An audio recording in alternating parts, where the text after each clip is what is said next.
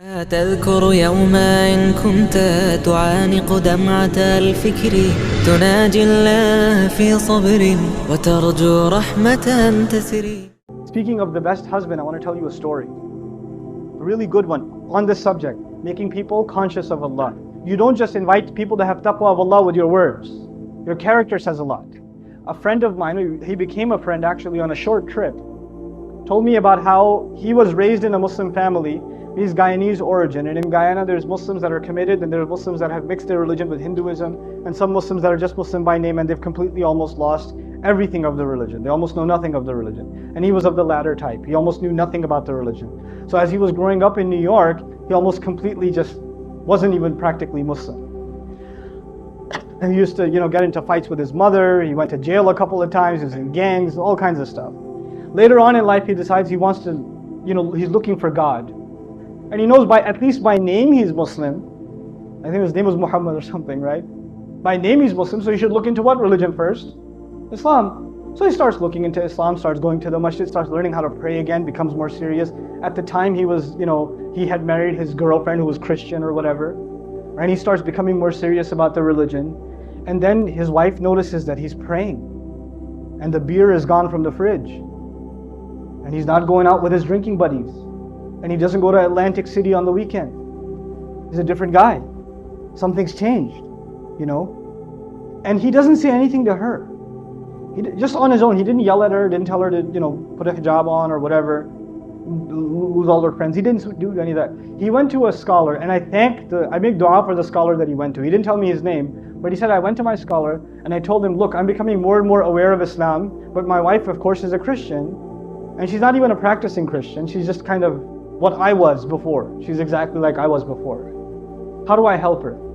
He said, don't tell her a thing about Islam, just be the best husband you can be, and to do that, just study what kind of a husband the Prophet was. Just do that. Don't worry about what you need to tell her, worry about being the best possible husband, and that is the sunnah of the Messenger. The Messenger would buy his wife gifts. The Messenger would joke with his wife. The Messenger would spend time with the mother of the believers. The Messenger would praise and compliment the mother of the believers. He would compliment them. You guys eat the first morsel of food in iftar, like, And the wife says, what? You go, nothing. Right? You drink, some of the desis here drink the first little sip of lassi. Look, I know the economy's bad, but are we really that short on sugar? Or, very painful for you to say a compliment, I understand. But it's a sunnah, guys. Good food. That's amazing. And our wives, the sisters are so used to hearing nasty things from us that when we say nice things, they get freaked out. Like if the husband just says, you look really nice today. She goes, what do you want? Oh my God. And like, she gets worried, like he's up to, we gotta fix that. That's a problem. It can't be healthy. So he starts doing these things with his wife. And in the beginning, he used to argue with her sometimes about Islam and tell her how Christianity doesn't make sense. How can 3 be 1 and 1 be 3? All those kinds of arguments, you've heard them before, right? And none of those would work with his wife. None of them. He's like, no. I'm a Christian and that's it. Jesus is in my heart. Leave me alone. 3 years go by. He stops talking to her about Christianity and how dumb it is or whatever. Stops debating with her. He's just being what he can be as the best husband. And one day he's making maghrib and his wife joins him in salat. And he's in salat. It messes up his salat, right? So he gives, after salat, he looks at her and he goes, what happened? She goes, what? Nothing.